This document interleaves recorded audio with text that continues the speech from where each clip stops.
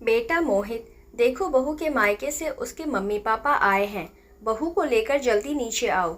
मोहित की माँ सरला जी ने बेटे को आवाज़ दे अपनी बहू चारू के मम्मी पापा को ड्राइंग रूम में बिठाया और खुद उनके चाय नाश्ते का इंतज़ाम करने रसोई में चली गई। सरला जी की बहू चारू ने अभी कुछ दिन पहले ही एक प्यारी सी बेटी को जन्म दिया है, इसलिए अपनी बेटी को देखने का मोह उसके माँ बाप को यहाँ खींच लाया। नहीं तो 2 साल हो गए चारू की शादी को, अभी तक उसके माँ बाप एक बार भी उसके ससुराल नहीं आए थे। जब भी ज़रूरत होती चारू के भाई भाभी को ही भेज देते थे, क्योंकि उनकी नज़रों में बेटी की ससुराल में माँ पापा नहीं जाते। जब तक मोहित चारू को लेकर उसके मम्मी पापा से मिलवाने लाया और वो लोग चारू और उसकी बेटी को लाड़ कर रहे थे, तब तक चारू की सास ने अपने समधी समधिन के सामने कई प्रकार के पकवानों से टेबल सजा दी और गर्मा गर्म चाय लेकर उनसे प्रेम पूर्वक कुछ खाने का आग्रह करने लगी। पर ये क्या, चारू के मम्मी पापा चाय नाश्ता तो छोड़ो, बेटी के घर का पानी भी पीने को तैयार नहीं थे। उनके विचारों के अनुसार बेटी के घर पर पानी पीना भी पाप है। तभी मोहित झूठा गुस्सा दिखाते हुए अपने सास ससुर से बोला, क्या मम्मी पापा, आप लोग मुझे अपना नहीं समझते? तभी तो मेरे साथ शादी होने से आपने अपनी बेटी को भी पराया कर दिया, इसलिए आप हमारे घर कुछ खा पी नहीं रहे। नहीं बेटा, आप तो हमारे दामाद हो और अपनी बेटी को हम पराया कैसे समझ सकते हैं? पर ये रीति तो सदियों से चली आ रही है, हम उसे कैसे बदल सकते हैं? चारू के माता पिता चारू को प्यार करते हुए बोले।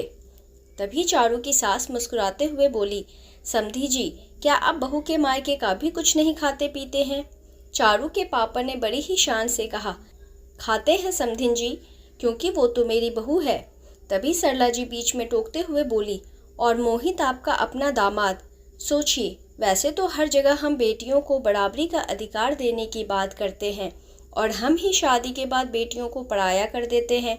जैसे आपने अपनी बहू को अपना बना लिया, वैसे ही दामाद को भी अपना बना लीजिए और इस घर को दामाद का घर नहीं, अपनी बेटी का घर मान लीजिए, ताकि जैसे आप अपने बहू बेटे के साथ में बेफिक्र होकर रहते हैं, वैसे ही अपनी बेटी के पास निश्चिंत होकर कभी भी आ जा सकें।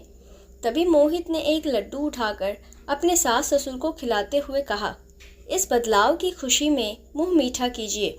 चारू के मम्मी पापा ने कांपते हाथों से लड्डू उठा लिया और सजल नेत्रों से सरला जी और अपने दामाद की ओर देखते हुए अपने सदियों से चले आ रहे विचारों की आहुति देकर अपनी बेटी के साथ दामाद को भी अपना बना लिया। वहीं अपनी बेटी को गोदी में लिए बैठी चारू को इतनी अच्छी सास और पति को पाकर खुशी से आंखें भर आई। जिस बात को वो अपने मम्मी पापा को शादी के बाद से समझाने की कोशिश कर रही थी, वही बात इन लोगों ने कितनी सरलता और प्यार से समझा दी। अब उसके मम्मी पापा कभी भी उससे मिलने आ सकते हैं, ये सोचकर ही उसका मन खुशी से नाचने लगा था। आपको यह कहानी कैसी लगी हमें कमेंट कर ज़रूर बताएं। नई कहानी सुनने के लिए हमारे चैनल को सब्सक्राइब करना ना भूलें। मिलते हैं एक नई कहानी के साथ, तब तक धन्यवाद।